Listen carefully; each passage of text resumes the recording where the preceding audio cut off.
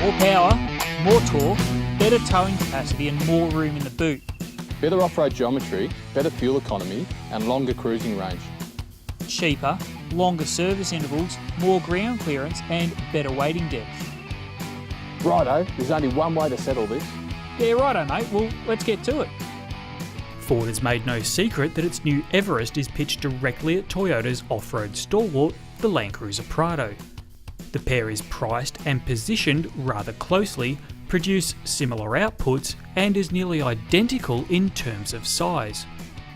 They both feature a body-on-frame chassis setup and inside feature 7-seat flexibility and comparable levels of equipment and technology. So you might just say flip a coin and be done with it, but as is the case with any comparison, there's more to this one than meets the eye. As we noted at the outset, the Everest does have advantages under the bonnet. A bigger engine gives the Ranger-based SUV better performance and greater towing ability. It's also higher off the ground, giving it more clearance over the rough stuff, and has a 100mm advantage when fording water. But the figures don't tell the entire story.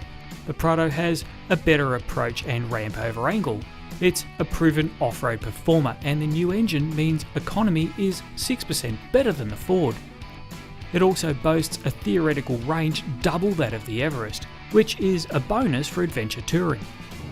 Well, the Everest is certainly more SUV-like to drive on-road. There's less pitching, less body roll, and the steering's really light when you compare it to the Prado.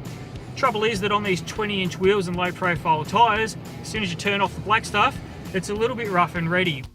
In spite of the manufacturer's claims, the Everest actually proved more fuel efficient in the real world. The 5-cylinder diesel proved strong and smooth, cooperating well with the 6-speed auto on and off-road. Of course, there's good reason why the Prado is one of Australia's top-selling SUVs. The ride is reasonably smooth and forgiving over all types of surfaces, including bitumen and the off-road tracks that we've taken it over this trip. The new 2.8 litre engine and 6-speed auto are smooth and refined and are a big improvement over the previous generation. The only letdown is around tight and twisty corners, where the big Prado really struggles to hide its weight. In the end, there was little to separate this pair. Where one shone off-road, the other was better off. And if you planned on spending most of your time on the bitumen, towing or hauling the family around, we reckon the Everest is the way to go. It's also a better choice if you want the latest design and safety technology.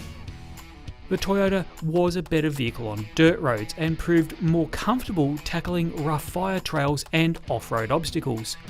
It's a better off-road tourer, but one that asks a lot from its buyer's hip pocket. Spec for spec, it's difficult to justify the additional $7,500 Toyota asks for the top-spec Prado Kakadu. Which brings us to our winner, the Ford Everest. The Everest is a better value for money proposition than the Prado and offers a comparable breadth of abilities for most situations.